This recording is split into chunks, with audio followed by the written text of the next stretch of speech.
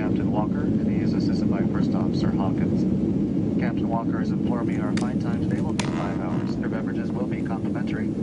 For a complete listing of the beverages we do offer, you can refer to the Back to Hemispheres magazine. Ce film m'a conduit sur les traces d'une histoire bien étrange qui constitue l'une des affaires criminelles les plus spectaculaires de l'histoire des États-Unis. Tout avait commencé de manière anodine. Je m'étais aperçu que l'informatique utilisait des concepts empruntés à d'autres domaines. Multimédia, virtualité, abolition des frontières et révolutions de toutes sortes faisaient partie du programme d'un courant artistique d'avant-garde des années 60. Ce courant voulait supprimer les frontières entre l'art et la vie. Son mot d'ordre était « Change now », changer maintenant.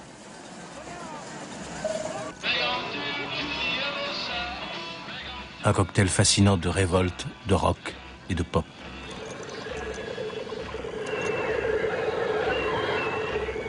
Leitmotiv de ce mouvement, tout est possible. La réalité est transformable à volonté. Tu es ce que tu veux être.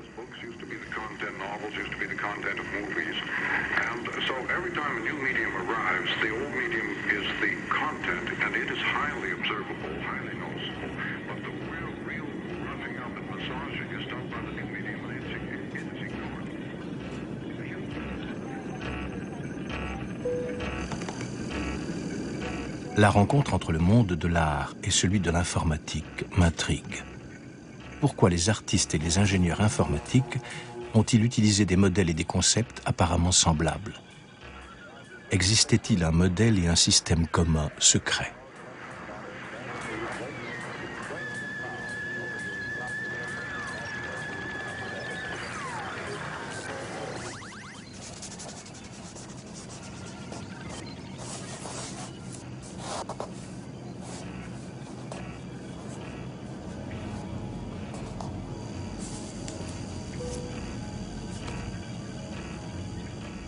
Mes recherches me mènent chez un éditeur à New York. Dans les années 60, John Brockman faisait partie de la scène multimédia new-yorkaise et côtoyait John Cage, Jonas Mekas et Andy Warhol.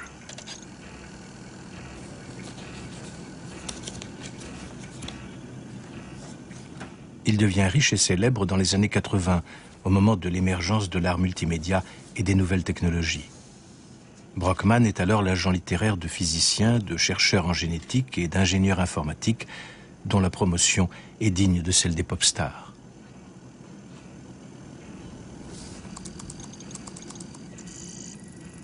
Dans les années 90, sa maison d'édition devient le centre d'un réseau de scientifiques, d'artistes et d'hommes des médias qu'il baptise Digerati.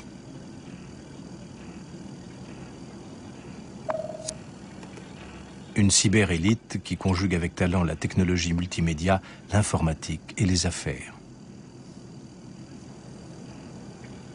En 1993, le réseau de John Brockman est la cible d'un attentat à la bombe qui fera une victime, l'ingénieur en informatique David Gilliland. Le FBI arrête le présumé coupable, un ancien professeur de mathématiques diplômé de l'université de Harvard, Ted Kaczynski.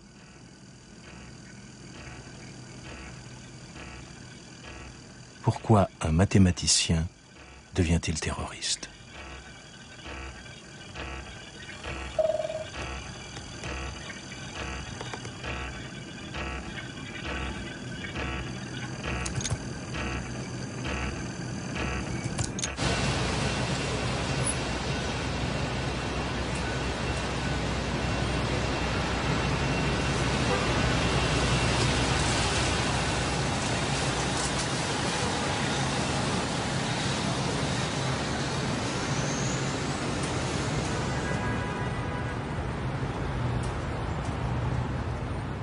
John Brockman est mon premier interlocuteur.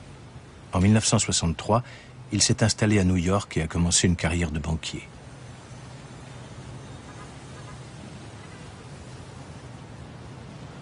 I was walking through Central Park one day, playing my banjo, and along comes Jonas Mekas with his little 8mm camera, and he starts filming me. We started to talk, and within a day, I was the new director of the Filmmaker Cinematheque.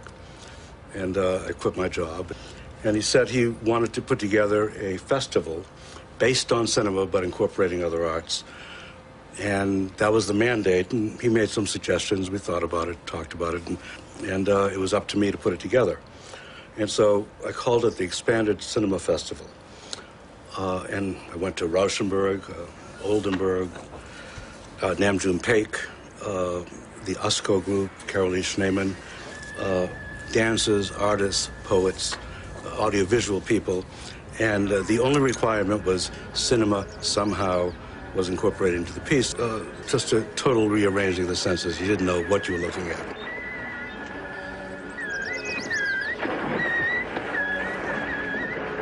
And all these people were experimenting with media.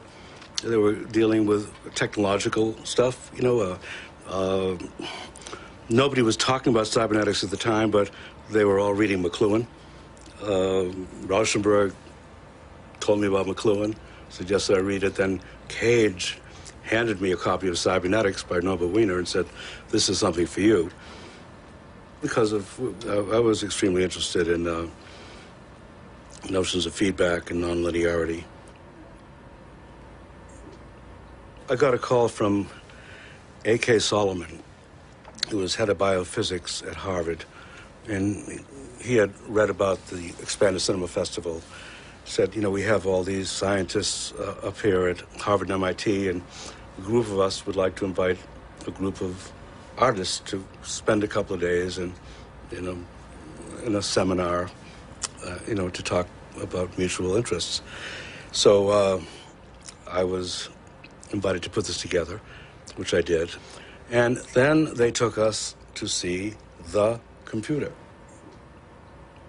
There was a room, and everybody there was wearing white coats, and they were cold, and we were cold watching the computer, and all these cards and file cards, and I just stood there like a kid with my nose against the window, and it was so exciting, and I have no idea why.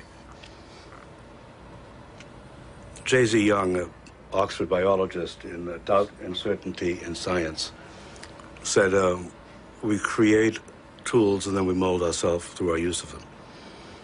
And I read that in 1964, and something went off. And I suddenly realized that reality isn't this thing in front of us on a proscenium stage.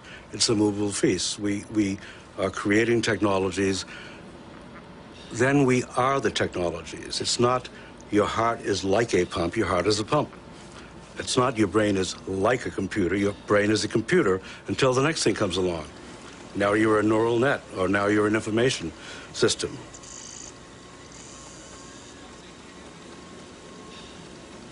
And, the circles widened.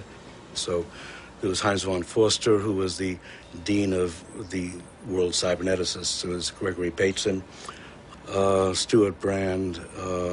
Almost all these people were authors, as I was. I'd read all their books. And no one in New York had a clue that there was something happening, that there was a consciousness or mindset that had evolved, and you could connect all these people. Like, you can connect this and this.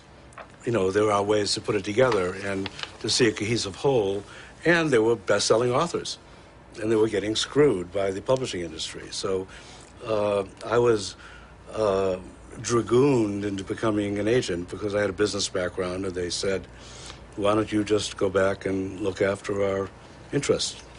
It'll take you an hour a day. And I thought it would be a nice way to pick up some money while I wrote books. And I found out very quickly that I was sitting on an oil well and I couldn't control. And that was 30 years ago.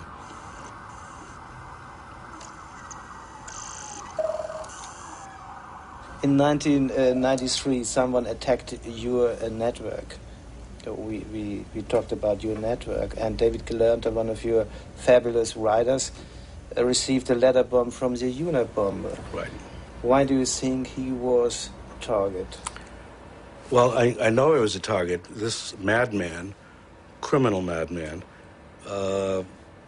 would read the New York Times, and a lot of the people he picked as targets were people that John Markoff had profiled. So Galernta was the subject of one of the biggest profiles ever in the Times in 1991, and I'm sure that had something to do with it. But the Unabomber, he studied in Harvard, and he was a mathematician. Yeah, and he's a sick criminal. I wouldn't have a serious discussion about this guy. You know, he doesn't rise to the level. I think he's a guy that wrote this manifesto that he couldn't possibly get published because it's written so badly and is so flawed. So in order to get it published, he killed people. End of story. People can have arguments about environment and science, but you don't need to kill people to make your point. And I wouldn't dignify him by discussing him any further. Let's change the subject. So call a car.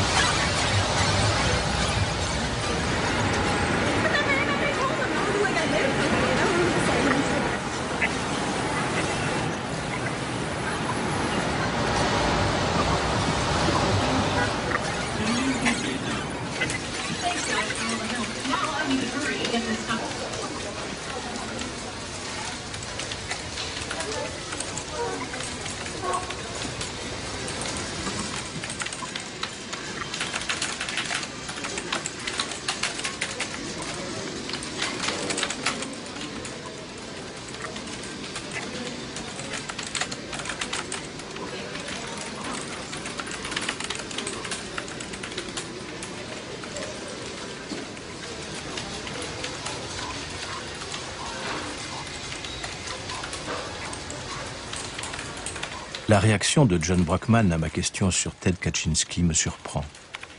Quel est donc ce fameux manifeste dont il m'a parlé ?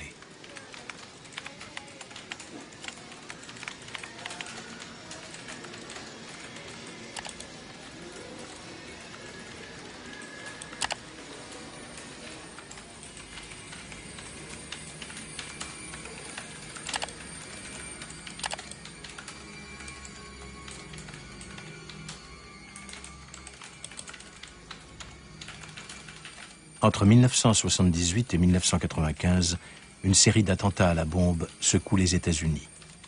3 personnes trouvent la mort. 23 autres sont blessées, certaines gravement. Les cibles de ces attentats sont des patrons de compagnies aériennes ainsi que des scientifiques de grandes universités. Les enquêteurs du FBI pensent qu'il s'agit d'un individu isolé doté d'une grande intelligence. Il lui donne comme nom de code Unabomber, en référence aux premières lettres des mots Universities, université, et Airlines, compagnies aériennes.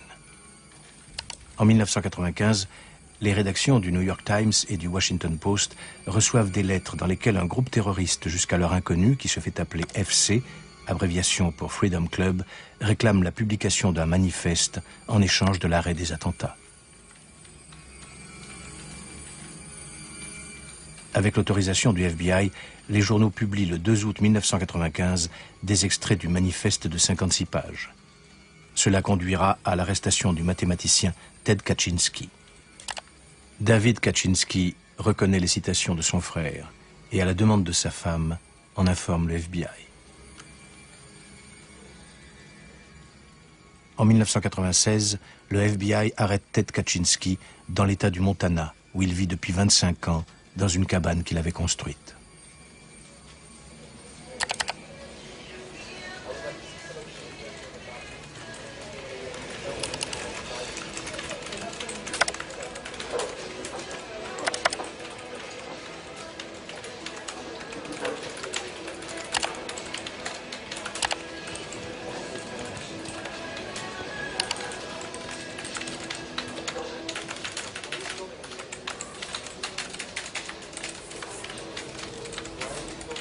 Mon interlocuteur suivant est Stewart Brandt, ami et client de John Brockman.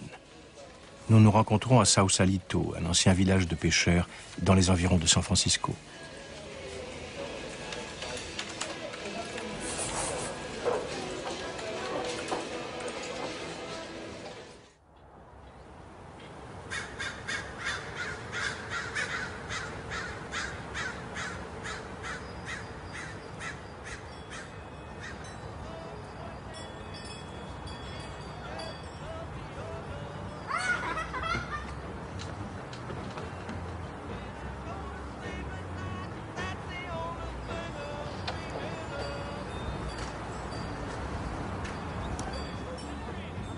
Dans les années 60, Stewart Brandt faisait partie d'un groupe de hippies et d'artistes qui vivaient sur des péniches.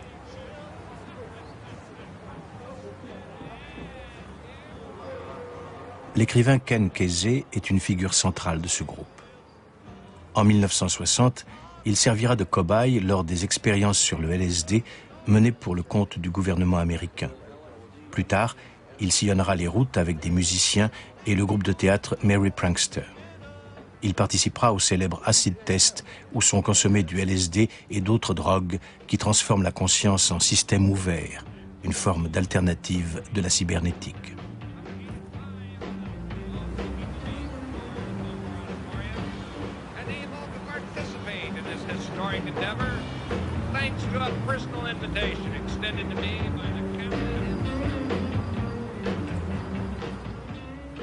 Stewart Brandt a été l'un de ces cybernéticiens alternatifs. Il possède toujours un petit atelier à Sausalito.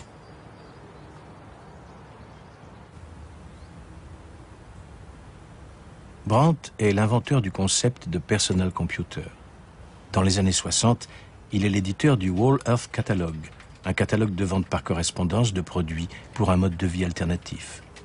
Dans les années 80, il installe sur une péniche à Sausalito le premier réseau informatique alternatif au monde, baptisé The Well. Dans les années 90, il devient consultant pour l'industrie informatique californienne. Quel est donc le point commun entre l'informatique, le LSD et les hippies? In 1960 and 61, I was a lieutenant in the U.S. Army, based at Fort Dix, New Jersey. And on weekends when I could get away, I went to the Lower East Side of New York and hung out with artists, because by then I'd been hanging out with artists in San Francisco in 1959 and 60. John Brockman was part of that, a fellow named Steve Durkee, a poet named Gerd Stern, a group of artists and engineers called USCO was taking shape about then, standing for Us Company. The mechanism of meeting Ken Kesey was very straightforward. It was through Indians. By chance, I was a photojournalist then, and I got a job through a friend photographing Indians in Oregon at the Warm Springs Indian Reservation. So I photographed these guys, and I thought, this is a real interesting, different America that I didn't know about, that is fundamental and profound. And then Kesey's book came out, One Flew Over the Cuckoo's Nest, which had a character in it named Chief Broom. And Chief Broom was portrayed as an Indian from the reservation where I'd been working. So I was moved by that, and it sort of gave me the rest of the permission to think what I was thinking, that Indians were important.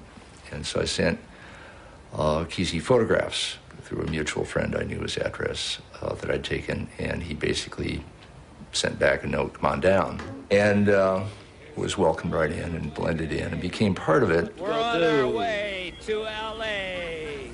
We'll have to all get together on one plan of attack. How are we coming in? Is everybody Which at coming this in time everywhere? is, you're going to have should all be coming in everywhere. Everywhere.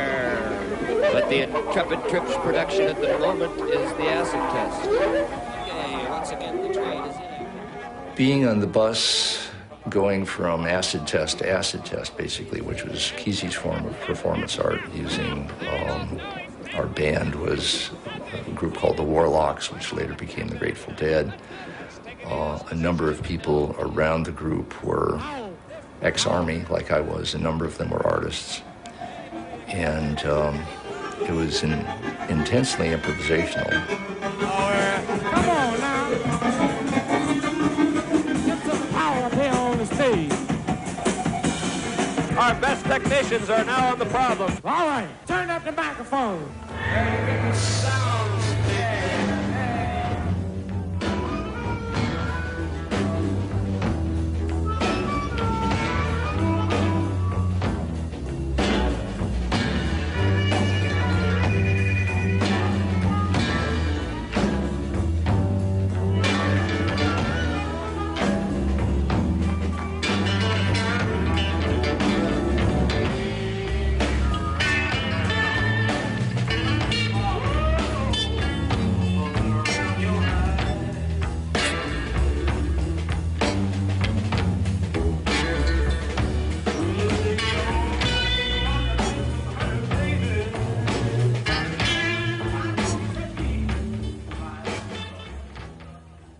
Was it a moving laboratory? Yes. In Kesey's mind, it was a moving laboratory. He said, these scientists talk about doing research, and that's really all they're doing is research. We're doing search. And if we don't boil rocks and drink the water, how do we know it won't make us drunk? And what we do is boil rocks. In other words, try any damn thing. And some of them were pretty interesting experiments. One, for example, would be take a whole bunch of people sitting around, basically stoned, 15 people. Take a bunch of garden hose and cut it up into 8 or 10 foot lengths, tie it all together in a knot, grab two pieces, talking to one and listen to the other.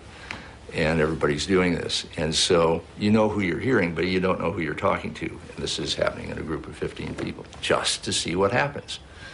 That was search. The Whole Earth Catalog project certainly had all of that frame of reference, but it specifically came out of an LSD afternoon where I was on a rooftop with, probably 200 micrograms of LSD in me, nothing better to do, and thinking about, or in context of lectures I had recently heard by Buckminster Fuller, and Fuller, like McLuhan, was one of the people we were paying attention to then. And Wiener was in there, Cage was a little bit in there. The initial audience, in my mind, was communes, was people who were trying to reinvent civilization, and I was just trying to provide the tools with which to reinvent civilization.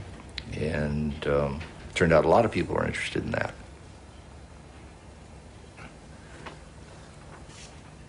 The communes that try to, quote, go back to basics and just farm,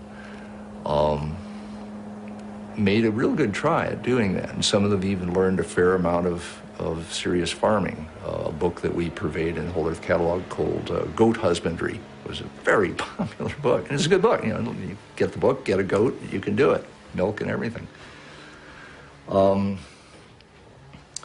it didn't play out very far. It was basically a different kind of dead end from what drugs were. Whereas some of the technology, some of the alternative energy technology showed real promise. Solar energy basically took off gradually and takes off to this day. Computer technology, obviously. And because the counterculture hippie frame of reference was there for outlaws of all kinds, it basically swept right through the outlaw computer people, the hackers, and became their frame of reference in a kind of a gift economy optimistic approach, became then the basis for personal computer software, then the internet and the web, and on and on. And that's the main legacy from the 60s, as far as I'm concerned, is the open system approach to everything having to do with computers. Stuart, you offered 2 lines in the catalog. How to use a computer and how to build a cabin in the woods like Thoreau, one of the American icons. On one side, you offered technology, and on the other side, anti-technology in one book. Mm-hmm. I agree. Was there a discussion about that among the users of the catalog, or was it a conflict? What was your position in this time? We came down on one side of the conflict between technology and anti-technology. We came down on the side of technology. Basically on the theory of the way to make a technology work for you is just grab it and run with it and go do whatever you want with that technology. And if that happens and everybody does that and these technologies basically get democratized, then they will work out okay. If you fail to do that and just say they're very, very evil and I will never touch them, then they have complete freedom to be as evil as they want. You know who wound up in Thoreau's cabin was the Unabomber. It was Ted Kaczynski. Yeah. Saying this is evil, evil, evil. And I'll prove it by killing some of the people who do it.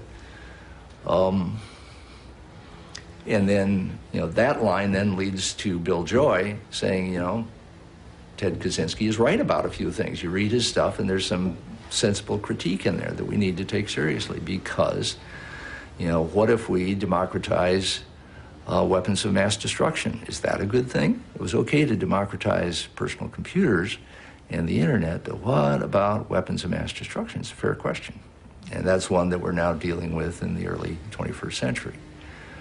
I think it will eventually sort out, but it's a real question.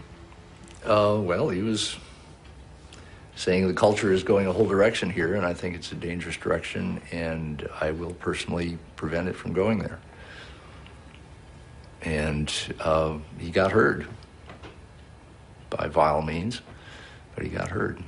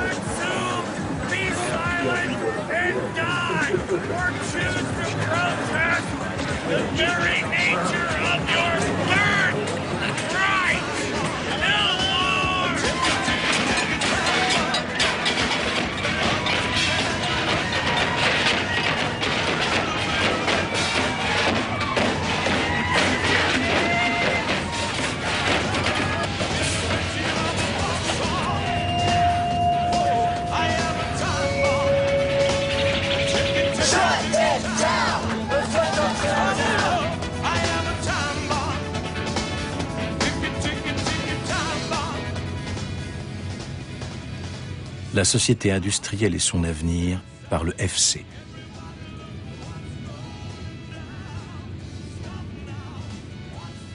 Les conséquences de la révolution industrielle sont désastreuses pour l'humanité.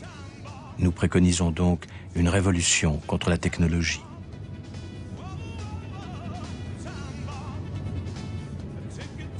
Le progrès technique et scientifique va détruire la liberté de l'individu. Il n'existera bientôt plus de lieu où l'individu pourra échapper à la surveillance d'un superordinateur et au contrôle de la conscience.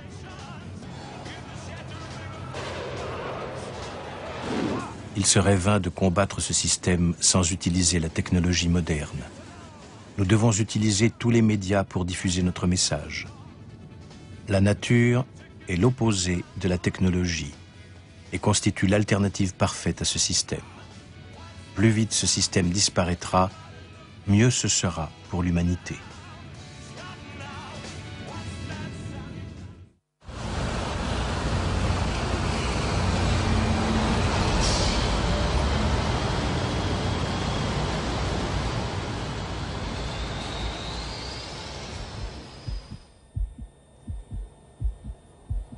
Florence, Colorado, le 28 février. Cher Monsieur Dambeck, je vous remercie pour votre lettre et vos questions auxquelles je vais essayer de répondre. Cela me permettra d'approfondir mes connaissances en allemand. Je ne suis pas un scientifique. J'ai été mathématicien il y a 30 ans, mais j'ai oublié la plupart de mes connaissances en mathématiques.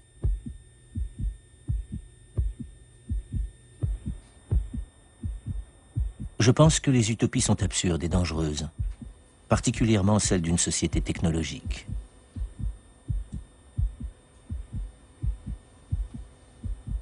La technologie est un pouvoir opiniâtre et extrêmement dangereux, qui nous conduit où elle veut bien nous conduire. Cela ne tient ni du hasard, ni de l'arbitraire de bureaucrates, politiciens ou scientifiques arrogants. Mais le système technologique doit tout simplement conformer le comportement humain à ses propres exigences.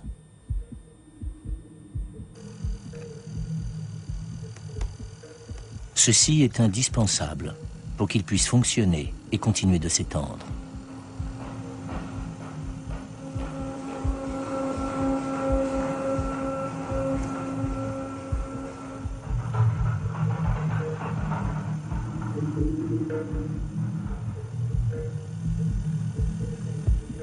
Vous me posez également des questions sur le manifeste. Toutes les versions publiées du manifeste sont incorrectes. Elles contiennent de grossières erreurs. Si vous souhaitez recevoir une version exacte du manifeste, je peux vous en envoyer une.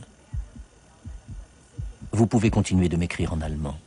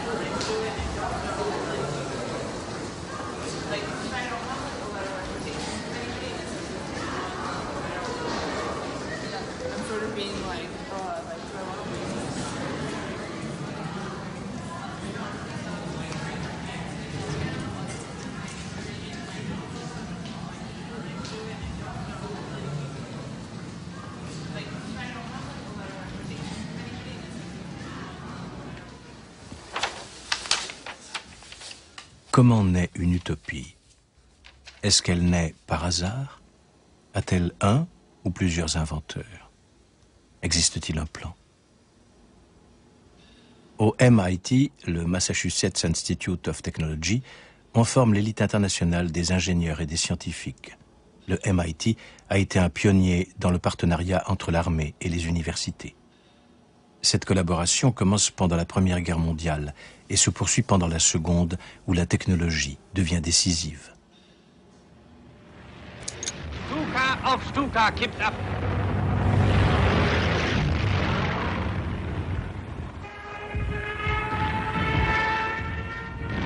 Le 13 août 1940, la Luftwaffe lance son offensive contre la Grande-Bretagne.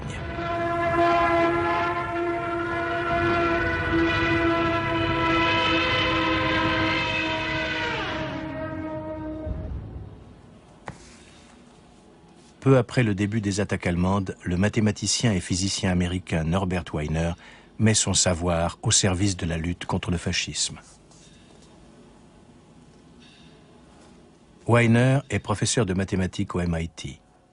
Pendant la Première Guerre mondiale, il s'est intéressé aux questions de balistique et d'artillerie. Comment construire une machine qui peut prévoir les mouvements des avions de chasse, de façon à pouvoir les abattre?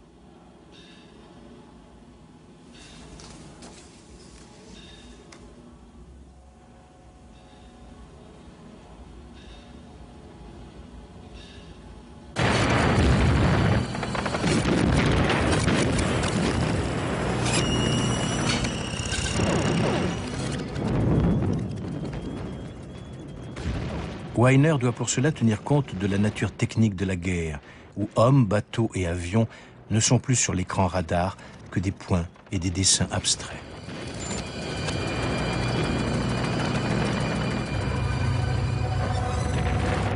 Le pilote ne fait plus qu'un avec son avion. La frontière entre l'homme et la machine s'estompe. Il en résulte un adversaire anonyme et mécanisé, dont les actes sont simulés et calculés dans des laboratoires de guerre.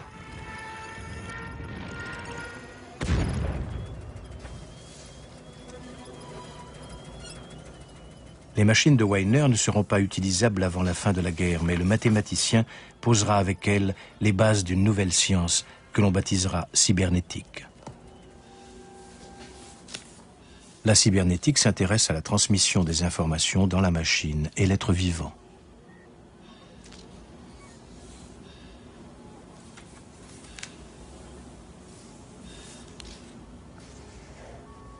À la base de la cybernétique, il y a la supposition que le système nerveux humain ne reproduit pas la réalité, mais la calcule. L'homme apparaît comme un système qui assimile des informations, la pensée comme un traitement de données, et le cerveau comme une machine constituée de chair.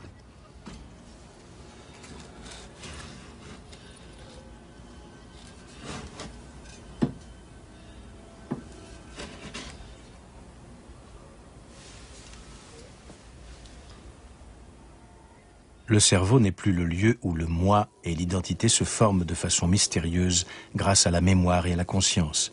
C'est une machine constituée de circuits, de boucles de contre-réaction et de nœuds de communication.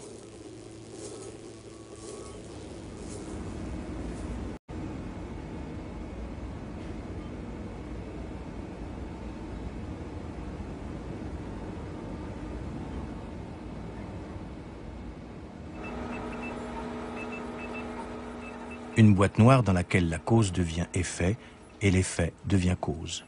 Un système de feedback fermé avec des entrées et des sorties de données que l'on peut contrôler et calculer. Le cerveau n'est plus envisagé du point de vue de la nature, mais de celui incontestable des mathématiques et de la logique.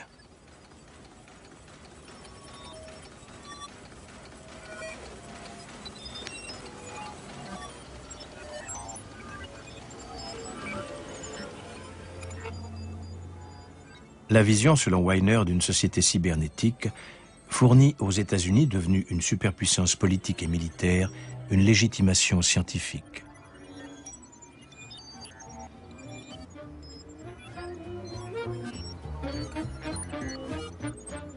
La cybernétique devient la nouvelle science de référence et se développe sous plusieurs étiquettes.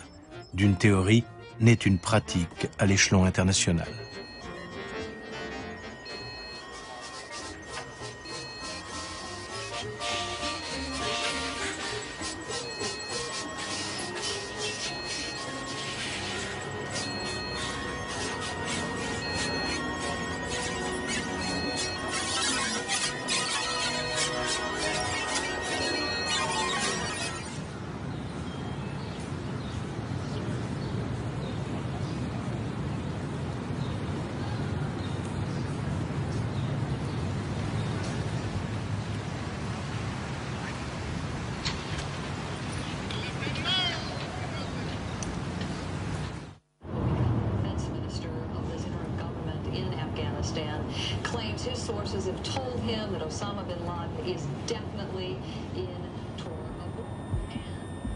Florence, le 6 mai. Disposant d'un peu plus de temps, je réponds à présent à votre lettre. Vous me demandez à quoi ressemblerait une société post-technologique. Quand toute la technologie moderne sera détruite, il n'y aura plus ni biotechnologie, ni ordinateur, ni bombe atomique, etc. Restons dans des exemples pratiques et concrets. Aimeriez-vous que les hommes vivent dans un monde virtuel? Aimeriez-vous que les machines soient plus intelligentes que les humains? Que les hommes, les animaux et les plantes deviennent des produits de la technologie? Si cette idée ne vous plaît pas, les sciences informatiques et biologiques sont manifestement dangereuses pour vous. Voilà qui est très simple, et n'a rien à voir avec la morale, le théorème d'incomplétude de Gödel ou d'autres questions philosophiques abstraites. Vous avez proposé de m'envoyer quelque chose qui me ferait plaisir. J'accepte volontiers cette offre. Mon dictionnaire d'allemand est petit, mauvais et en très mauvais état. Je serais très heureux de recevoir un bon dictionnaire allemand-anglais. Seule restriction, vous n'êtes pas autorisé à envoyer un dictionnaire avec une reliure rigide.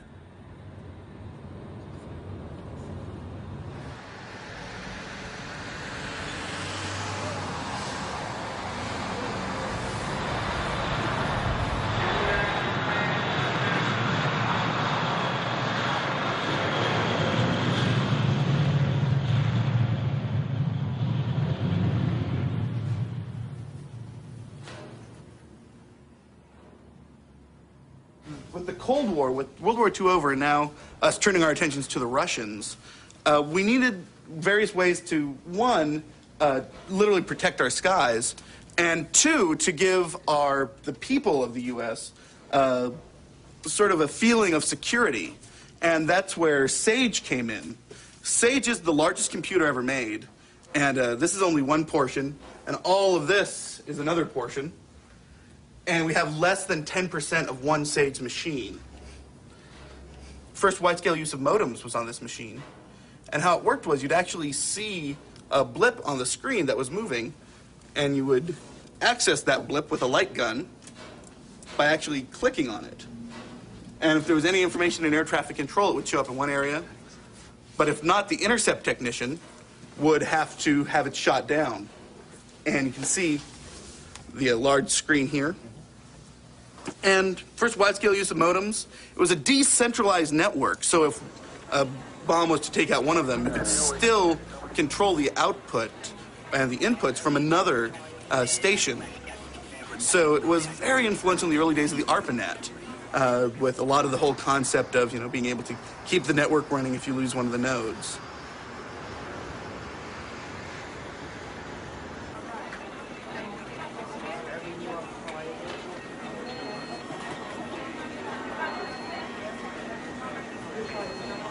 Indicate what was coming, and then you could scramble jets or even launch missiles from the ground.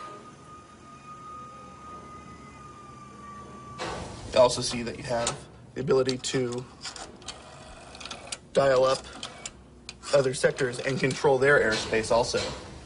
And if you wanted to zoom in and just deal with a specific division, and then you could access that and actually would give you a full screen of that.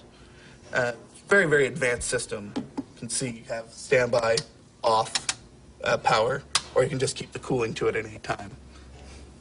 You also had a cigarette lighter and an ashtray, so if you were smoking, you could keep from going insane.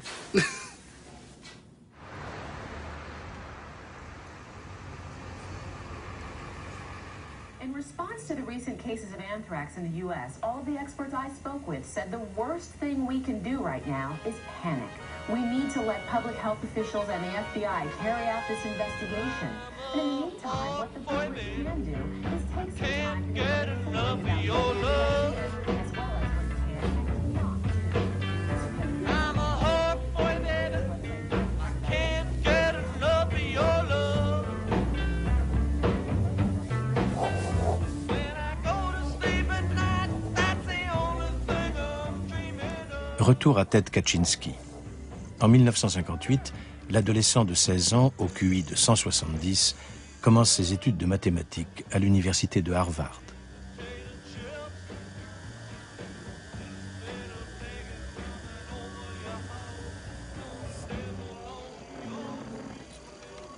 En 1967, Ted Kaczynski est professeur de mathématiques à l'université de Berkeley. Pourquoi Ted est-il passé dans le camp des opposants à la technologie et n'est-il pas devenu un hippie passionné d'informatique comme Stewart Brand ou John Brockman?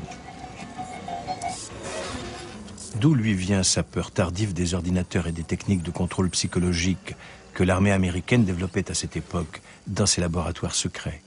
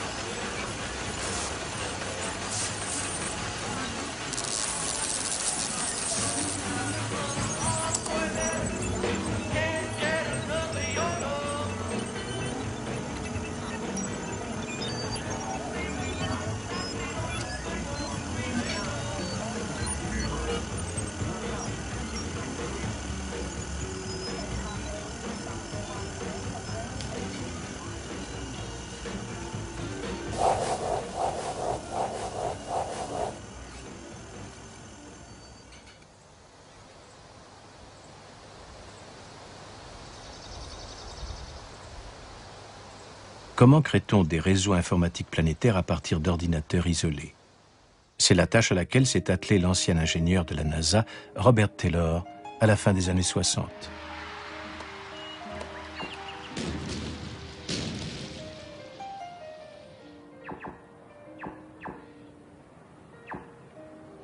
Taylor fait partie des jeunes ingénieurs et scientifiques enthousiasmés par la cybernétique de Norbert Wiener et les premiers ordinateurs. L'expert en missiles quitte rapidement la NASA pour devenir directeur scientifique au Pentagone.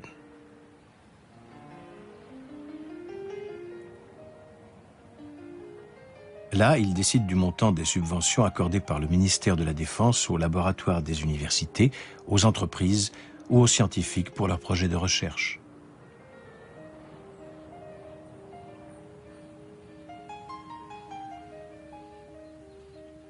Il décide aussi de qui recevra ces subventions.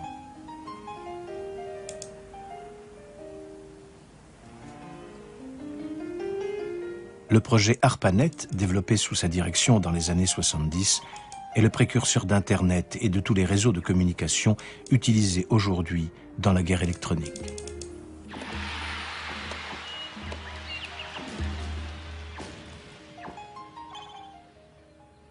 ARPA was founded in 1957, maybe 58, as a result of Sputnik. The Sputnik occurred in October of 57, and it greatly surprised the United States. They had no idea.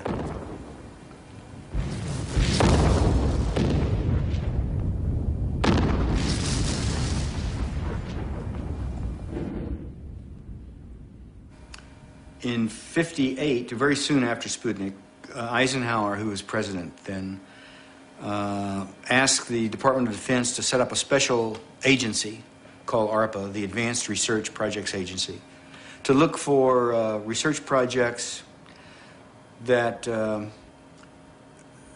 had a longer-term expectation associated with it, so in the hopes that we would not get surprised again, like the Russians surprised us. So the initial ARPA programs were all space-related, not computer research, by and large. Then, in 1960, NASA was formed, and by Kennedy. And the ARPA space programs were all transferred to NASA. That left ARPA, by 61, 62, it left ARPA an opportunity to do some other things. And one of the things they decided to get into was computer research. For my office in ARPA, and for some of the other offices in ARPA, the policy was go find people with really big ideas that you think might work, and if they do work, the payoff will be very large. And then there were people, labs, offices, and companies. Yes. And how... And I was supporting... Can it work? Can you draw for me how exists then a network? Okay, so this group here has its own computer, and this group has its own computer, and this group, and so on. But these computers cannot talk, communicate with one another unless you put a little translator next to each one of these. So this computer's sending something over here, it goes through this translator. The translator translates this language, if you will, or these bits, into a common language that he can understand and he can understand, but he can't and he can't. And so the translation goes through here, it comes here. This guy then translates this stuff into something that this guy can then receive. And the same is true over here, and over here, and even over here, so that everything is sort of multiple connected. But some historians have looked at this and said, well, the reason that ARPA built the ARPANET was in the case of nuclear disaster. No, that's not the reason we built the ARPANET. We built the ARPANET to enable people in different places who had common interest to share those interests. The internet is simply an evolution of the ARPANET, both in philosophy and in technology.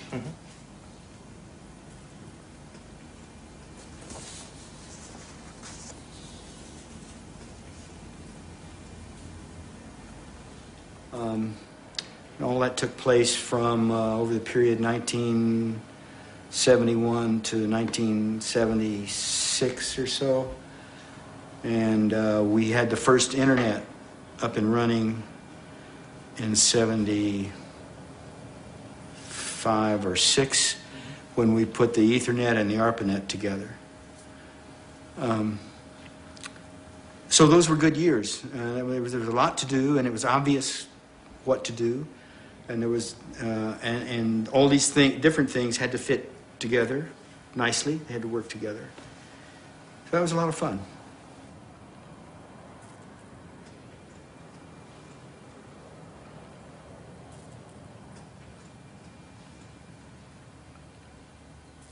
Robert, for you it was a lot of fun, but other people were afraid of these growing networks. For them it seemed like cancer or a machine which we perhaps couldn't control. What do you think about such critics like Ted Kaczynski? He's crazy. We have people like that in our society. But he was a mathematician. He studied in Harvard. Yeah.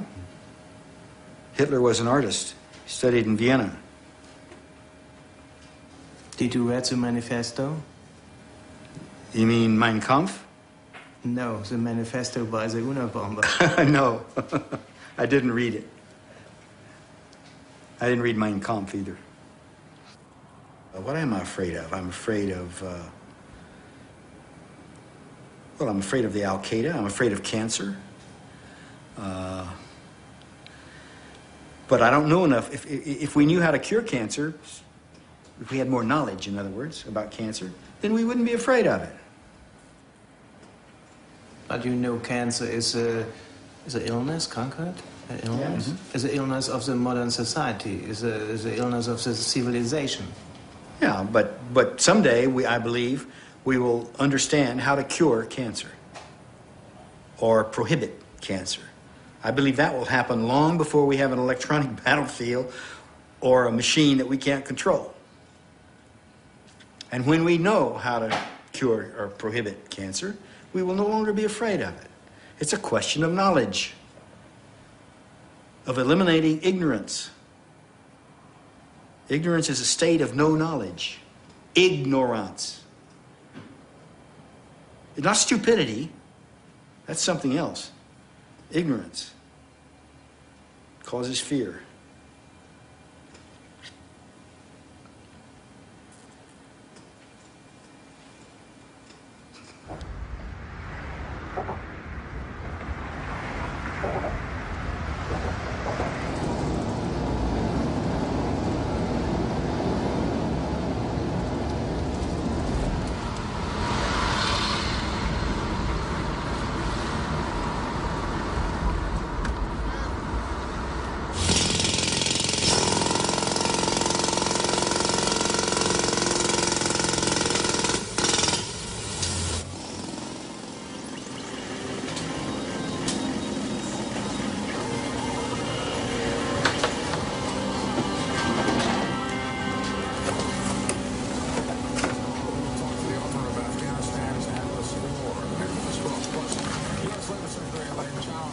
Quels sont les premiers éléments de mon enquête?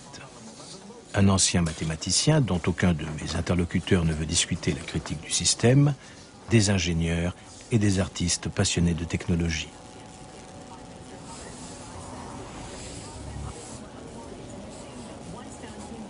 Tout ceci fait apparemment partie d'un système dont je commence tout juste à percevoir les contours. Un système de feedback génial qui utilise chaque attaque contre lui et chaque perturbation comme source d'énergie lui permettant de se perfectionner. Qui a besoin d'une telle chose? Qui a conçu une telle chose?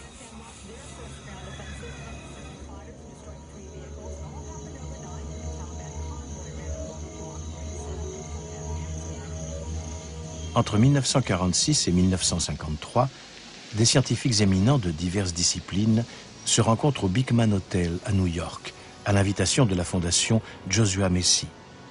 Parmi eux se trouvent Norbert Wiener, Margaret Mead, Gregory Bateson, Kurt Lewin et John von Neumann.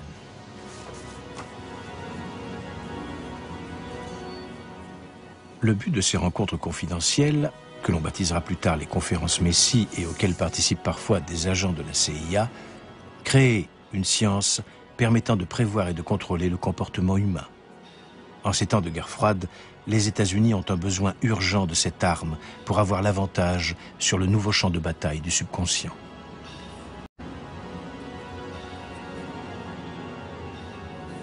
Les participants des conférences Messi accueillent avec grand intérêt la publication en 1950 de La personnalité autoritaire. Il s'agit d'une étude collective de l'Institut international de recherche sociale, une annexe de l'Institut de recherche sociale de Francfort, dont les figures majeures sont Max Horkheimer et Theodor Adorno. La personnalité autoritaire est à l'époque l'étude sociologique la plus complète d'une société, en l'occurrence les États-Unis. Elle entreprend de fournir une explication scientifique aux préjugés religieux et raciaux. Les milliers d'entretiens récoltés forment une gigantesque base de données qui est exploitée par les ordinateurs les plus modernes et doit expliquer comment le comportement autoritaire peut devenir un phénomène de masse.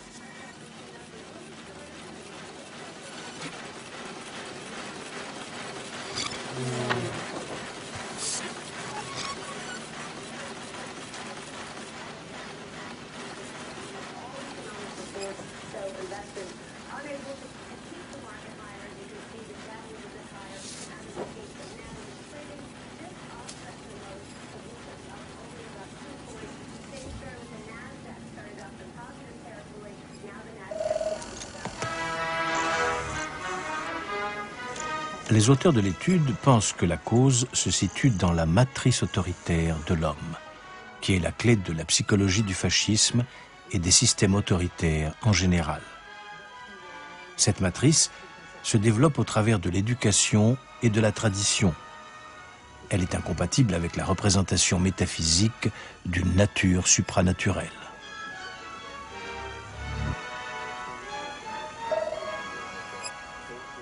Objectif de la personnalité autoritaire, cerner l'individu potentiellement réceptif au fascisme et au racisme, spécialement envers les Juifs.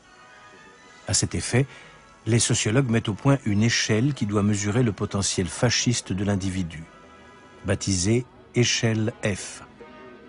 Les tendances cachées de la personnalité doivent être mises à jour grâce aux techniques psychologiques les plus sophistiquées, comme celle du psychologue américain Henry Murray, l'un des pères des tests de recrutement actuels.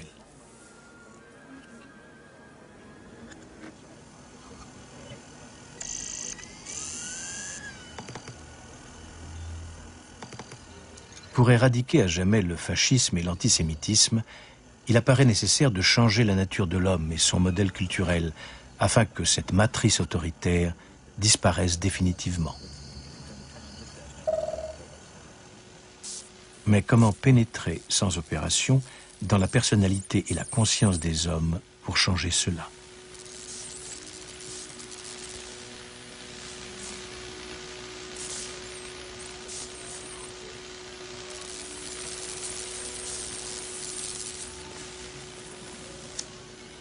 D'après le psychologue gestaltiste Kurt Lewin, l'un des participants aux conférences Messi, il convient d'abord de détruire les anciens équilibres et valeurs pour rendre les relations fluides.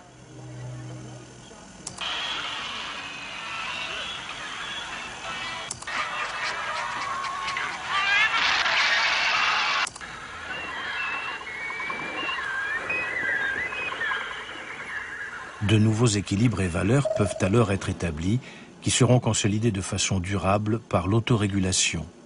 La rééducation devient de l'auto-rééducation. Le monde est censé se transformer en une société mondiale post-nationale et multiethnique sans frontières codifiées.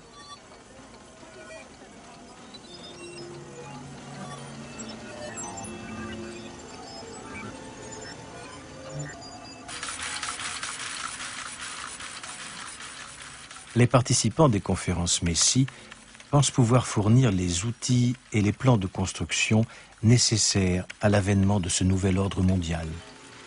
Des machines à calculer nouvelles et plus rapides, ainsi qu'une théorie des systèmes et des modèles cybernétiques grâce auxquels tous les domaines de la science, de la culture et de la politique pourront être contrôlés et dirigés. Cela doit permettre la programmation d'un homme nouveau, d'un homme anti-autoritaire.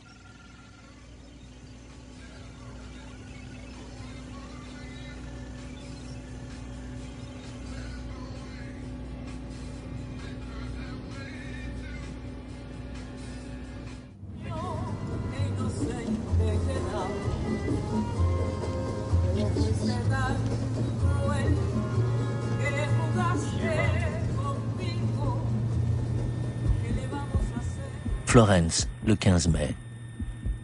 Dans votre dernière lettre, vous m'avez posé tant de questions que je ne peux répondre à toutes. Lorsque je vous ai écrit que le concept d'utopie était insensé et dangereux, je ne voulais pas dire que toutes les utopies sont insensées et dangereuses. Je faisais référence à l'utopie selon laquelle on pourrait créer une société, selon un modèle jugé idéal. Vous avez certainement votre propre utopie, mais une autre personne aura une autre utopie, qui sera peut-être très différente de la vôtre. Aimeriez-vous que cette personne vous impose son utopie? Avez-vous le droit de lui imposer la vôtre?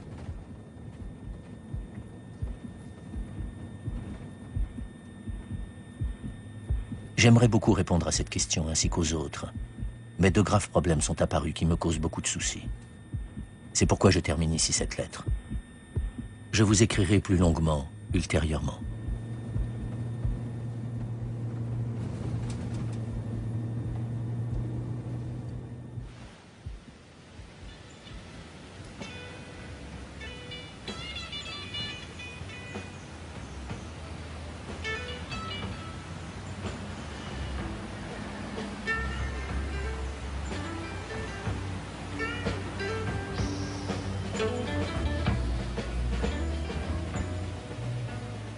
C'est dans des lieux comme Esalen, un centre ésotérique situé sur la côte californienne, que se déroulent dans les années 70 des rencontres entre artistes et participants des conférences Messie.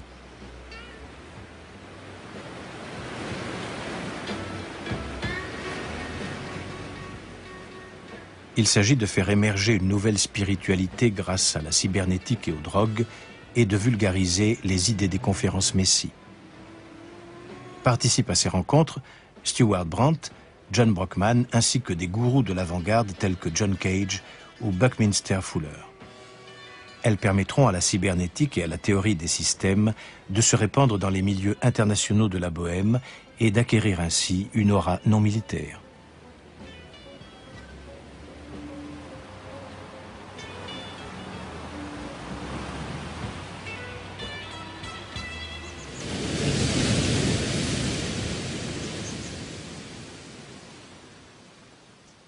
Le physicien et philosophe Heinz von Foster prendra part à l'une des rencontres d'Esalen.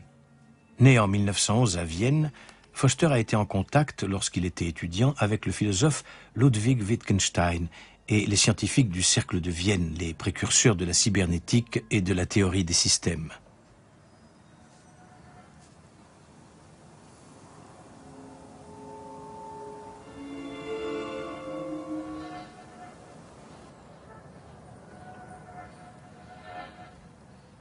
En 1953, Heinz von Foster devient aux États-Unis secrétaire des conférences Messie, ce qui lui donne l'occasion de côtoyer l'élite scientifique américaine.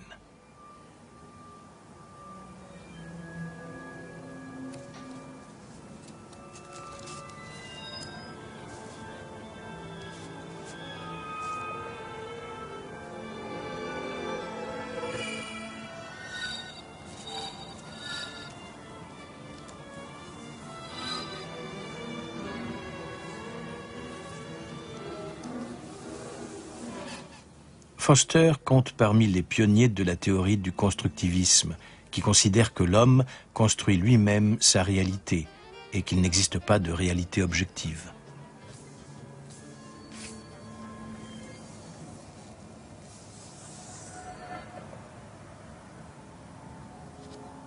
Dans les années 60, Heinz von Foster dirige son propre laboratoire de recherche, le Biological Computer Lab, à l'Université d'Illinois. Pour le compte des départements de recherche de la marine et de l'armée de l'air américaine, il travaille entre autres à la réunion des systèmes numériques et biologiques.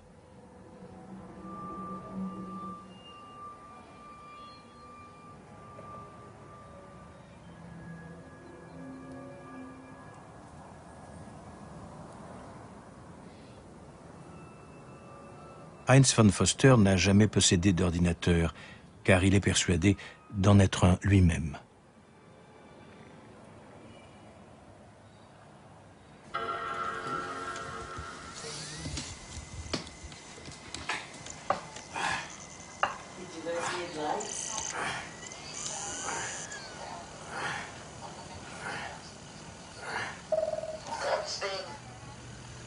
Bin ich durch Zufall auf den Wiener Kreis gestoßen.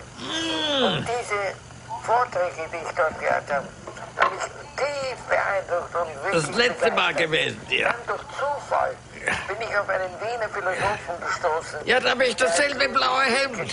Also bin ich immer noch derselbe Hals. Wie ich diesen Tractatus Logico Philosophicus zum ersten Mal gelesen habe, war ich völlig hingerissen. Ich habe also fast den ganzen Traktatus auswendig gekonnt. Habe aber niemanden gefunden, mit dem ich darüber reden kann. Nur wenn zu uns zu Hause in der Familie irgendwelche philosophische Sätze gesprochen worden sind, habe ich gesagt, nein, so geht das nicht. Ludwig Wittgenstein sagt, Proposition 4,52, so ist der Fall. Und meine armen Eltern und Verwandten haben gesagt, was machen wir mit diesem armen Buben? Der ist völlig brainwashed von Wittgenstein. Können wir irgendjemanden finden, der ihm da hilft, aus dieser Falle herauszukommen? Im Gegenteil, ich bin immer in diese Falle tiefer und tiefer hineingerutscht. Was ich sehe und was, glaube ich, in Ihren Fragenkomplex eintaucht, ist, dass Wissenschaft oder Scientia auf Lateinischen in diesen 2000 Jahren, seit Aristotel bis 2000, einen unerhörten Erfolg gehabt hat. Und auf was zieht sich Scientia zurück? Das indoeuropäische Urwort für Scientia ist ein Wort, das heißt Sky. Und das ist in Science und Scientia und in Schizophrenie und in Schism. Das ist das Wort für trennen. Und eben Systemik ist genau eine parallele Entwicklung, nur das Gegenteil von Science ist integriert. Also wenn Sie heute bedenken, die ganze Systemtheorie und die Systemforscher, die sowohl in der Kunst als auch in der Wissenschaft auftauchen. Ich würde eben das eben nicht mehr Wissenschaft nennen, ich würde das eben Systemics nennen. Das heute die Wissenschaft ist übergegangen in eine Haltung, die zusammensieht, eine Systemics, also von Science to Systemics sehe ich die heutigen Schritte.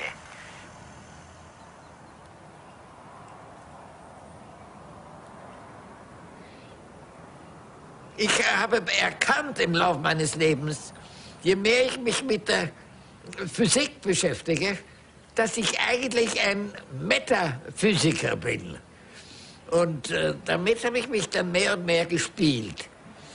Und wenn Sie mich fragen, ja lieber Heinz von Foster, was ist ein Metaphysiker? Dann sage ich Folgendes. Es gibt unter den Fragen, die wir stellen über die Welt, gibt es solche, die man beantworten kann. Heinz von Foster, wie alt sind Sie? Das kann man beantworten, kann man nachsagen, Katalog, 1911 geboren, ist jetzt 90. Oder man kann Fragen, die nicht beantwortet werden können. Wie zum Beispiel, Heinz von Foster, sag einmal, wie ist das Weltall entstanden? Da kann ich eines von den 35 verschiedenen Theorien sagen. Und ich frage einen Sternkundigen, und er sagt, da war doch dieser Big Bang vor 20 Millionen Jahren. Oder ich frage einen braven Katholiken, und sagt, jeder weiß, wie das entstanden ist. Da hat Gott die Welt erschaffen. Und nach 7 Tagen war er müde und hat eine Pause gemacht. Das war der Sonntag. Also da gibt es verschiedene sehr interessante Hypothesen, wie das Weltall entstanden ist. Das heißt, es gibt deswegen so viele Hypothesen, weil die Frage nicht beantwortbar ist. So kommt es nur darauf an, wie interessant ist die Geschichte, die der erfindet, wie das Weltall entstanden ist. Da ist man natürlich ganz nah bei der Kunst. Wenn es darum geht, eine gute Geschichte zu erfinden. Ja. Also eine poetische Geschichte. Ja, genau, das ist die Sache. Es besteht ein Zweikampf oder ein Dreikampf oder ein Zehnkampf zwischen den verschiedenen Poeten. Wer erfindet eine lustige, amüsante und interessante Geschichte, die jeder sofort glaubt hat, das muss es gewesen sein.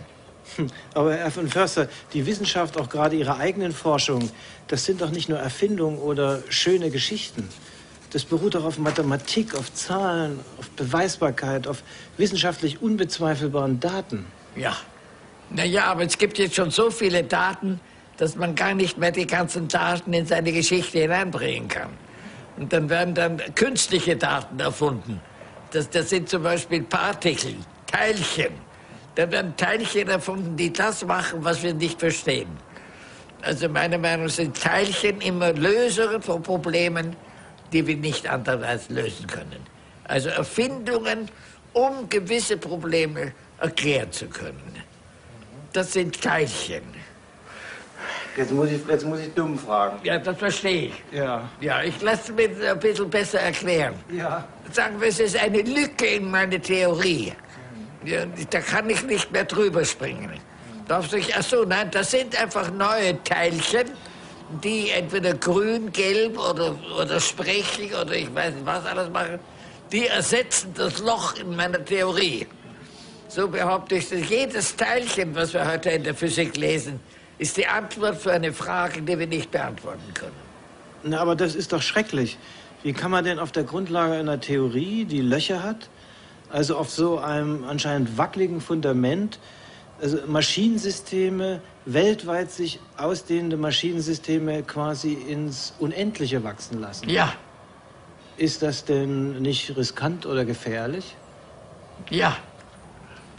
In diesem weltweit funktionierenden Maschinensystem sind alle Aussagen richtig. Und das ist natürlich das, was man gerne haben möchte. Und warum sind die richtig? Weil sie sich alles von anderen Aussagen ableiten lassen. Wo führt das hin? Ja. Wie geht das denn weiter? Ja, immer mit weiter ableiten. Ja, aber es gibt doch irgendwo Grenzen. Eben nicht. Das ist das Schöne. Da kann man immer wieder weiter. In der Logik? Yes, genau. Aber in der Realität? Wo ist die Realität? Wo haben Sie die?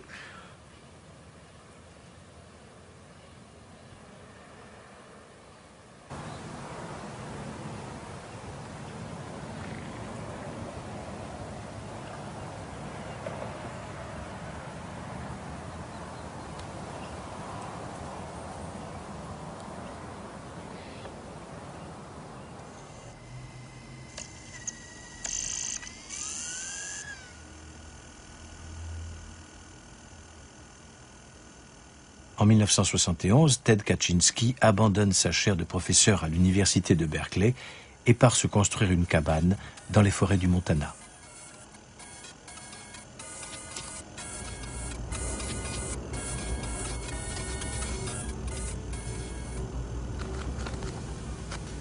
A-t-il pris au pied de la lettre la publicité du Whole Earth Catalogue de Stewart Brand qui promettait une vie différente et simple en harmonie avec la nature?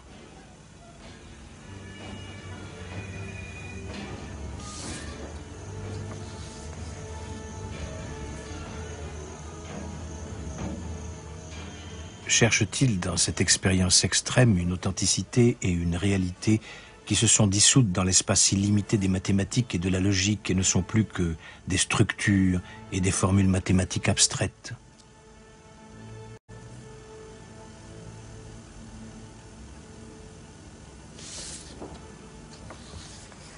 Quand cette expérience se heurte-t-elle à une limite et réclame-t-elle une radicalisation?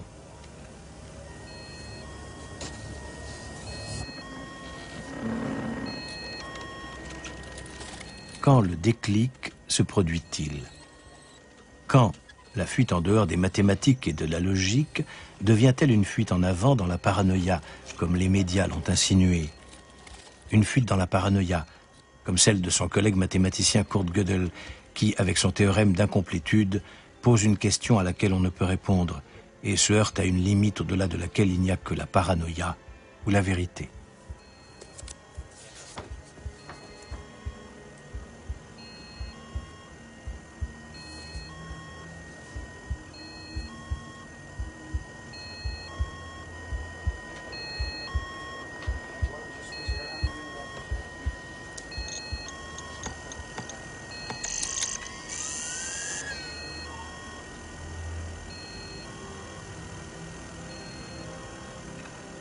Sur Internet, je trouve des informations concernant des expériences sur les drogues menées dans le plus grand secret par la CIA au début des années 60 à l'université de Harvard.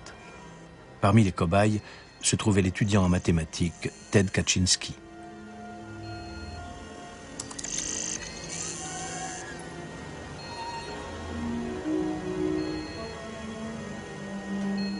Le responsable de ces expériences était le psychologue Henry Murray, cofondateur du département des relations sociales de Harvard.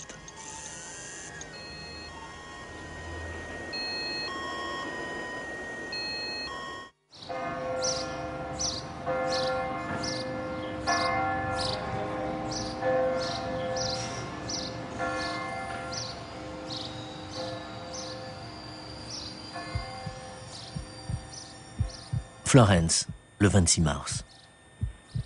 Votre idée selon laquelle le théorème de Gödel remettrait en question les fondements de la science et des mathématiques est erronée. Le théorème de Gödel affirme seulement que certains problèmes en mathématiques ne pourront jamais être résolus. Quand j'étais jeune et naïf, je redoutais que la technologie ne construise un jour un monde ordonné, réglé et parfait. Aujourd'hui, je pense que c'est improbable.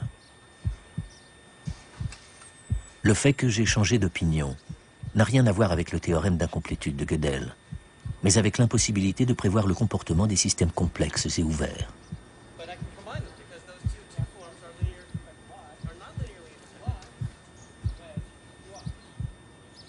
Aimeriez-vous vivre dans un monde où des scientifiques et des machines plus intelligentes que l'homme sauraient et comprendraient tout, et pourraient par conséquent tout ordonner et régler?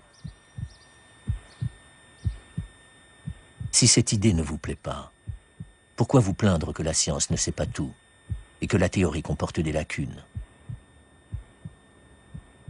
Au lieu de cela, vous devriez vous inquiéter du fait que la science en sait trop. Je dois m'arrêter ici. Merci beaucoup pour le dictionnaire.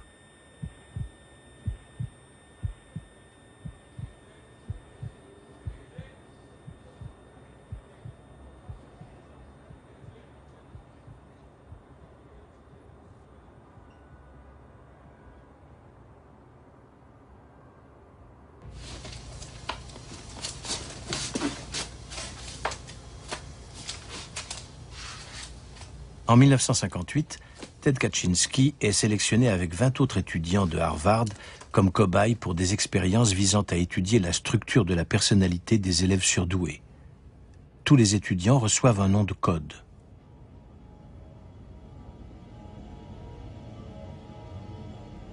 Ted Kaczynski sera lawful, qui respecte la loi. Le responsable de cette série d'expériences est le psychologue Henry Murray, ancien commandant de l'armée américaine pendant la Seconde Guerre mondiale, maintes fois décoré.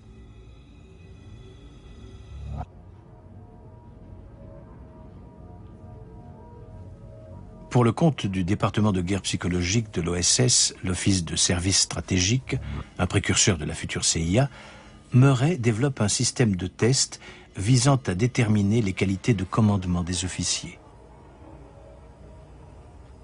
Les tests ont lieu dans une villa proche de Washington, dans un endroit tenu secret, baptisé Station S. Ils doivent évaluer le comportement des élites face à la pression psychologique.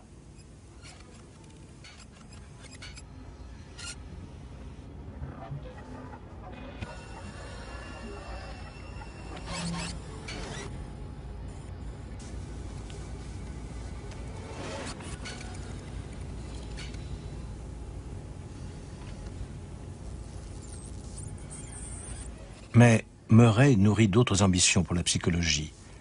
Tout comme les auteurs de La personnalité autoritaire, qui utilisent les tests d'évaluation qu'il a mis au point, Murray pense que la psychologie et les nouvelles sciences sociales peuvent contribuer à l'avènement d'un monde de paix et d'harmonie.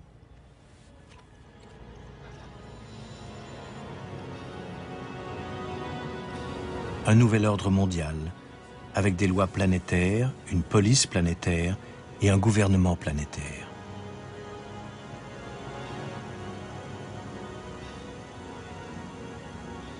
Selon Murray, les États-Unis sont l'abstraction d'un seul et unique monde qui attend d'être créé.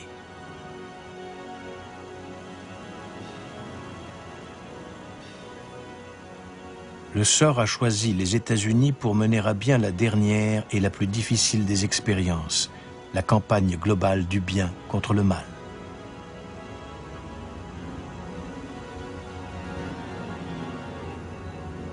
En nous soumettant totalement à un gouvernement mondial, nous réconfortons tous les hommes de la Terre grâce à la perspective de la sécurité qui peut combattre le spectre de tous les totalitarismes.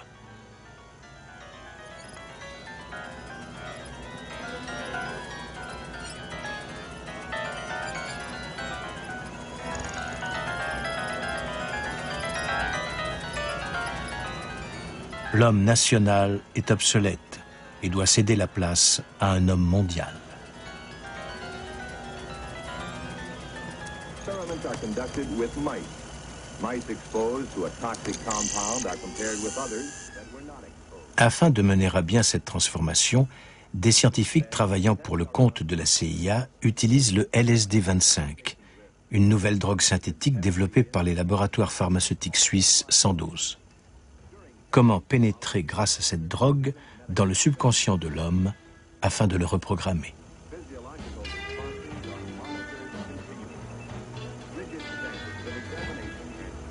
Have resulted in a perfect record of recovery. As soon as the compound appears to have potential as a chemical agent, process studies begin. By means of such studies, the best methods for manufacturing the compound in quantity are determined.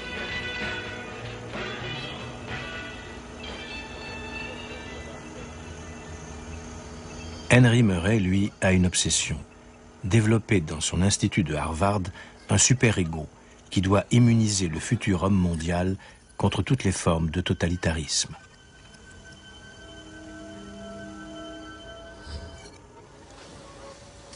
Il met au point une batterie de tests où il soumet les étudiants cobayes à un stress psychique extrême.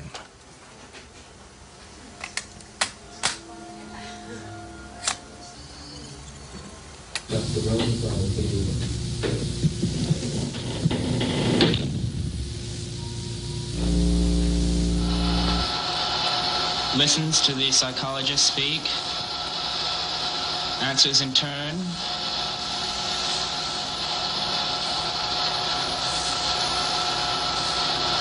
talks slowly, moves his legs slowly.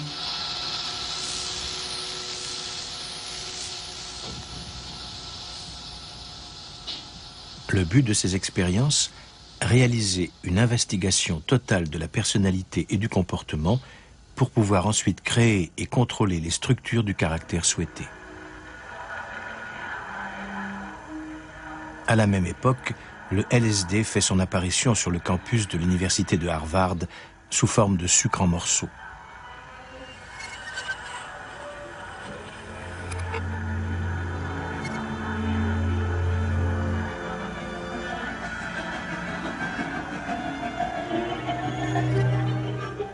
Le jeune professeur de psychologie, Timothy Leary, a mis en place avec l'accord d'Henry Murray un programme de recherche sur le LSD soumis au contrôle conjoint de la CIA.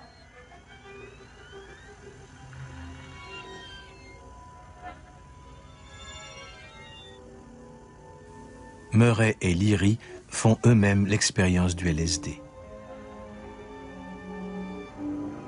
Ces expériences menées par Murray entre 1953 et 1964, sous les noms de code de MK-Ultra et Artichoke, visent à mettre au point des techniques de contrôle psychologique. Y participent des scientifiques de toutes les grandes universités américaines. Ces expériences sont-elles réalisées, comme certains articles sur Internet le prétendent, pour le compte de la CIA?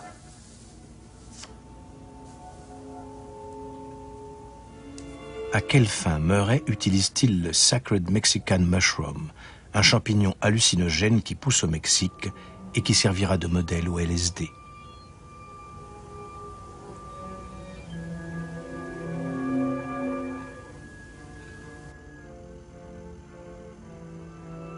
Toutes les expériences de Murray sont filmées. Ces films, tout comme les résultats des expériences menées sur Ted Kaczynski, ont aujourd'hui disparu.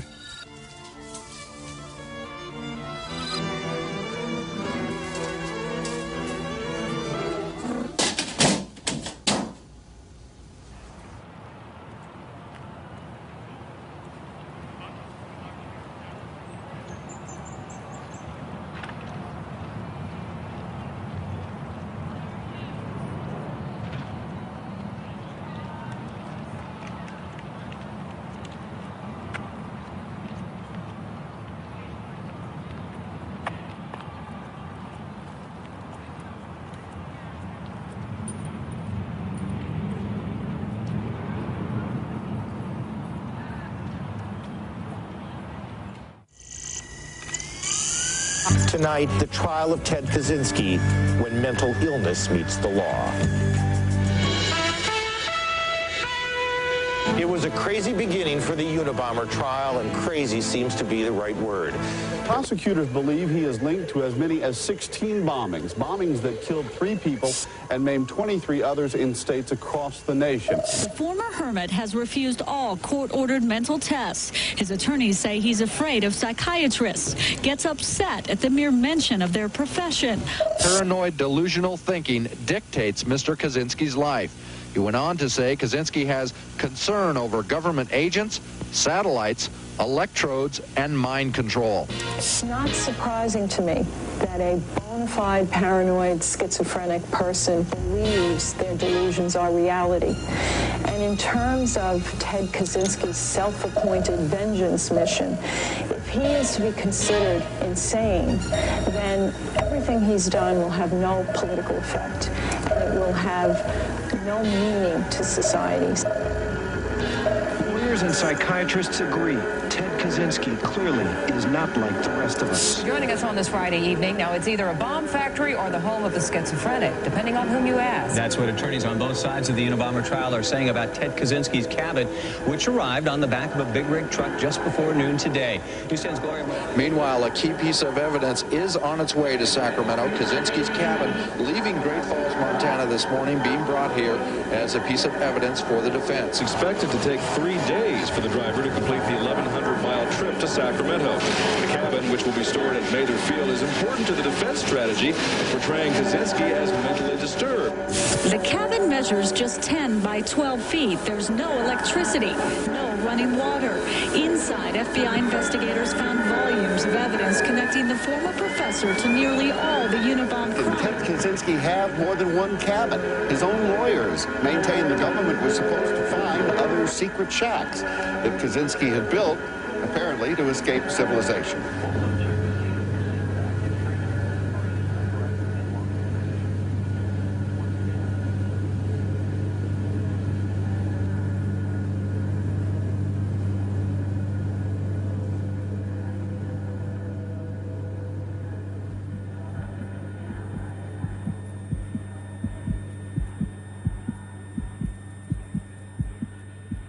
Florence, le 1er avril. Dans votre dernière lettre, vous me demandiez quel est l'imaginaire d'un mathématicien.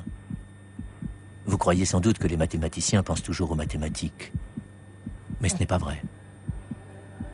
Les mathématiciens expérimentés pensent rarement aux mathématiques. La plupart du temps, ils pensent aux fleurs, au soleil et aux oiseaux qui chantent au printemps. Peut-être pensent-ils parfois aux femmes, mais ils ne le font pas souvent, car leur cœur est pur. Vous allez me demander, comment cela se fait-il que les mathématiciens ne pensent pas toujours aux mathématiques? Je dois vous informer que les mathématiciens ne sont pas des scientifiques, mais des artistes. Vous souvenez-vous que je vous ai écrit au début que je n'étais pas un scientifique? Mis à part les mathématiques les plus élémentaires, comme par exemple l'arithmétique ou l'algèbre que l'on apprend au lycée, les symboles, formules et mots des mathématiques n'ont absolument aucun sens. Toute la structure des mathématiques supérieures est une immense escroquerie, un simple jeu, une farce inconsidérée. Vous allez me demander, n'y a-t-il pas un traître pour faire éclater la vérité? Oui, bien sûr, il y en a. Mais l'affaire est tellement incroyable que personne ne les prendra au sérieux. Le secret n'est donc pas menacé.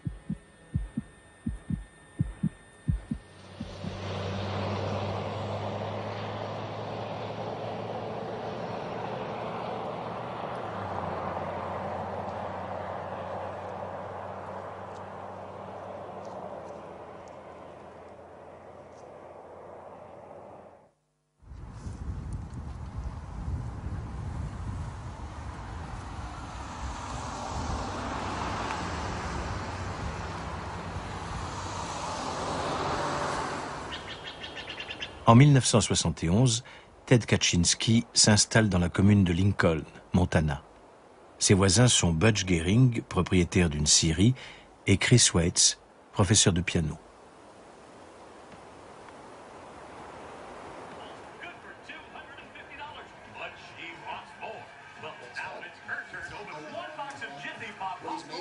Butch et son ami Chris aideront les agents du FBI lors de la surveillance et de l'arrestation de leur voisin Ted. Chris cherchera et trouvera la deuxième cabane de Ted, celle qui apparemment lui servait d'atelier pour fabriquer ses bombes. Cette preuve confirmera la théorie du FBI. Ted Kaczynski est bien le fameux Unabomber. Ted's home cabin, there became more and more people moving in. There was noise. He didn't have the privacy he had when he first moved here. I told you before, when Ted moved here in 1971, there was only 4 people living up here year-round, and so Ted had things pretty private. Well, at the time of his arrest, Butch has had all kinds of neighbors move in, and Ted liked to be by himself where he could work without being surprised, having somebody knock on his door or just show up or somebody come by.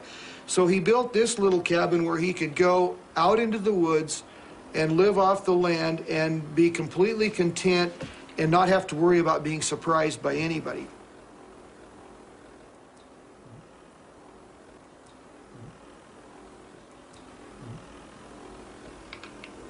You'll see here in a kind of a scrap pile right here, and right underneath of this tin, there was quite a few short lengths of pipe that had been drilled, the beginnings of explosive device, bombs.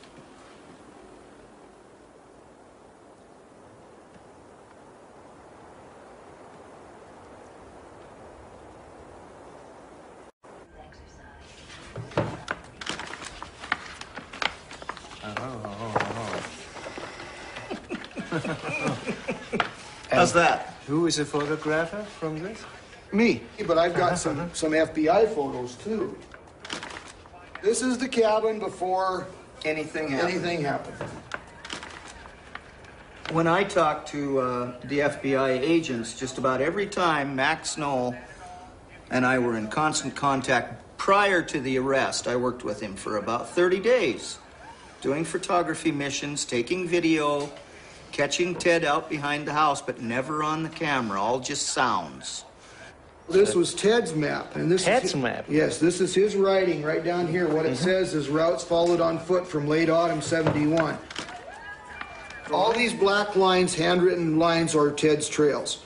Now, Butch, written in by Ted? Yes, written in by Ted. It's an enigma. That's the best word I can come up with, because everything that he did experiments on and he wrote down very systematically. and not just bomb experiments, but other things, very scientifically would write down how much of this or that he used, how successful it was. And in the areas of his bombs, he was very meticulous when he would come up with a new mixture or a new type of detonating cap. You know, he would write down ranges and how effective they were and all of those kinds of things.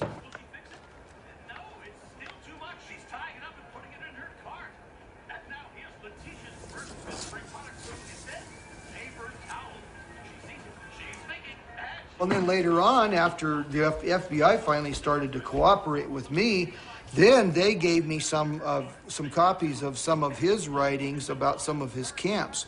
And he uses words like my most favorite place, my most sacred place. We just looked at these a minute ago. Yeah, I brought those you along. have some of them right here. I've got the coded. I've got a bunch of coded.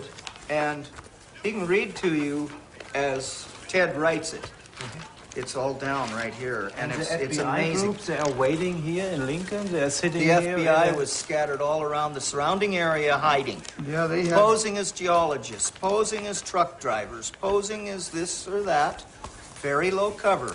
Little did we know, out at the 7-Up Ranch, there was 70 more on computers and working other areas. So they covered it real well. In the field right around here, there was probably, 15? That were pretty regular. Oh, yeah. I'd say. Yeah. When Max called me the night before the arrest, he said, is it okay if I use the mill as a staging area for the arrest? He says, I think I've got enough. And I asked him, I said, Max, well, how much do you expect to happen tomorrow? What do you have involved? He said, it's going to be overwhelming. There's going to be press. There's going to be a lot of press. And on the arrest deal, he said, how do you get him out of the house? And I said, well, just have Jerry, the Forest Service man, carry a map and stand on the road and just yell at Ted and say, hey, Ted, 4 or 5 times, and he'll come out. And he'll come to you. And you don't have to go to him. He'll come to you, and once he gets close enough to you, you'll be able to grab him. And that's exactly what they did. And it worked just great.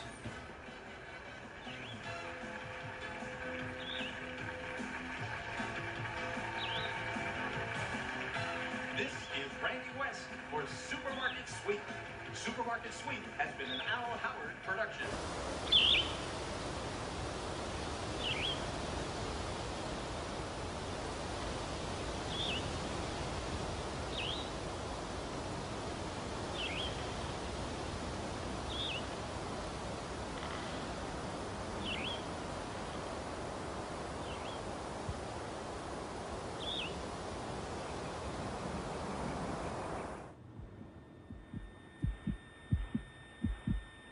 Florence, le 14 avril. Vous me demandez par quel moyen peut-on refuser de prendre part à la réalisation d'une utopie quelconque? Qui me donne le droit d'utiliser la violence pour m'y opposer? Je considère que l'emploi de la violence, quand il s'agit par exemple de s'opposer à la réalisation de l'utopie d'une société technologique, n'est que de l'autodéfense. Bien sûr, on peut le contester. Si vous pensez que cela est contraire à la morale, alors n'utilisez pas la violence. Mais je vous pose à mon tour une question. Quel type de violence a provoqué le plus de mal dans l'histoire de l'humanité? La violence autorisée par l'État ou la violence non autorisée, employée par des individus? Je répondrai plus tard à vos autres questions. D'ici là, je dois m'atteler à d'autres tâches.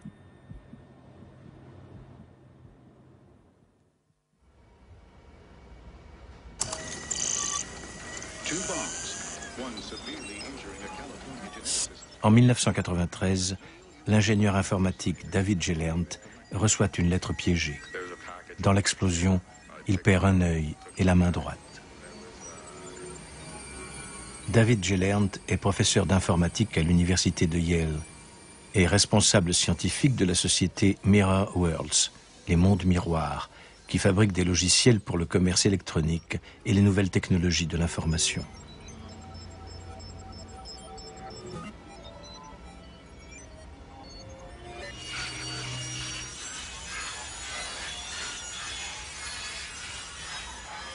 Mirror Worlds est également le titre d'un ouvrage qui a rendu Gellert célèbre.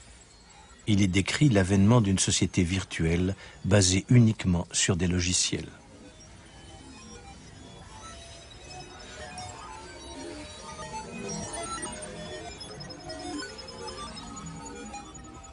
Gellert est un critique violent des médias américains à qui il reproche de mettre à mal le système de valeurs morales des États-Unis par leur soif de sexe, de sang et de violence.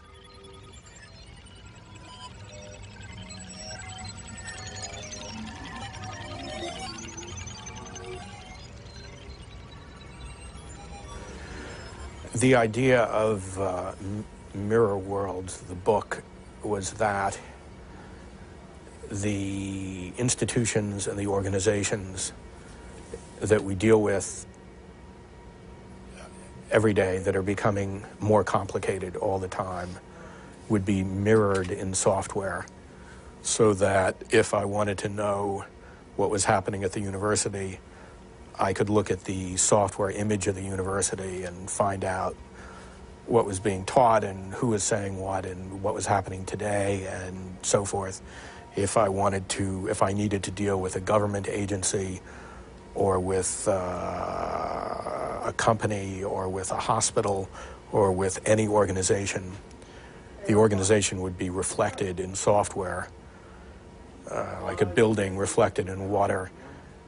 And the software version of the organization would be easier for me to understand and to deal with. It seemed to me that with the rise of global computer networks and more powerful desktop computers, that this would inevitably emerge. Nobody can control it. That's true, but it's not necessarily bad. It's an organic system, it's a distributed system.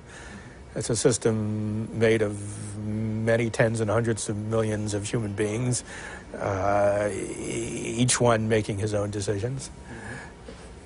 And the uncontrollability is not necessarily bad. It makes things interesting. Certainly, there are conflicting trends. For a long time, the quality of American journalism declined because we at Yale University and American universities were not training students. High schools were not training students because computers were making it easier and easier to have fancy pictures instead of good writing. But on the other hand, we're now seeing it's easier to have a new TV station. It's easier to have a new newspaper. And computers have a lot to do with that also, because now you don't need a factory and a linotype machine, and it's much easier to produce a newspaper and make it available, sell it on the internet or the web. So technology helps to correct the errors and right the wrongs that technology created in the first place. And the pendulum swings, an old theory, but nonetheless. But David, what's the outcome of more and more TV stations? When you got a letterbone, that wasn't virtual, it was reality, and you, the victim, and the supposed perpetrator, were a real feast for the media. You were even portrayed together in a fictive dialogue. Why did you criticize the media for that? It strikes me as always dangerous to approach human life as if there were no moral component, as if a murderer and a normal human being are comparable and interchangeable. That's a point of view with catastrophic implications, moral relativism, which I am implacably against and always will be. As I prepared the film, I had a talk also with Stuart Brand. You know him, is also a teacher already, and he said to me, this is a genuine counterculture phenomenon that the Unabomber was doing. He was just saying culture is going in the wrong direction, I will fight it. I think that's a despicable thing to say. It's a despicable thing to say. We're talking about somebody who murdered human beings. If he'd met the widow and the children, as I have, of men this criminal has murdered, he would be less eager to describe him as a mere countercultural phenomenon. That's the sort of thing that makes me angry. It's no attack for a political language, or, in the history it's... Once a man is a murderer, I don't give a damn what his opinions are. His opinions are of no interest to me. What I know about him is that he's a murderer, a creator of pain and suffering. And his opinions are disqualified from being of interest to any civilized human being.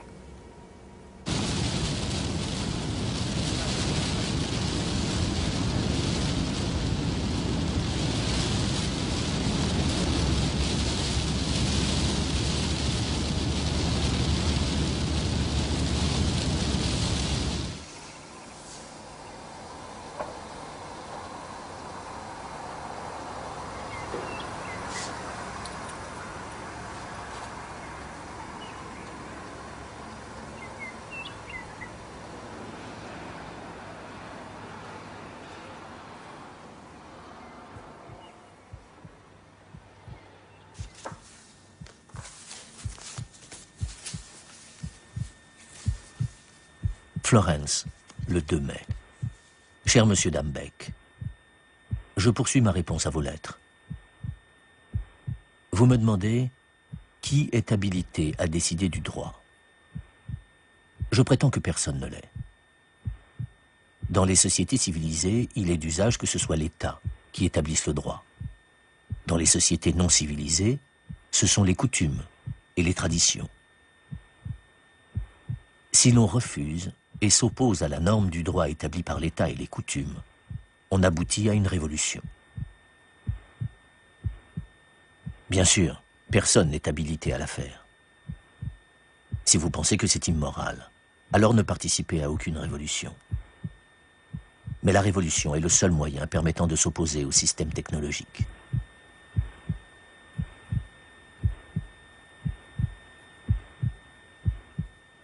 Vous me demandez pourquoi je ne vous ai pas encore envoyé de copie de la version authentique du manifeste. C'est que je n'en possède aucune version authentique. Je possède 2 photocopies du manuscrit original, mais elles sont partiellement illisibles. J'ai 2 transcriptions lisibles du manifeste, mais elles contiennent toutes 2 des erreurs. Je suis en train de rédiger une version authentique du manifeste, dans laquelle je compare les 4 versions précédemment mentionnées. Mais il me manque du temps. Je dois répondre à tellement de lettres. Je préférerais que vous ne me posiez pas autant de questions. Ma biographie est de peu d'importance. Je ne veux pas en parler. Parlons plutôt des sujets importants. Bien à vous, Ted Kaczynski.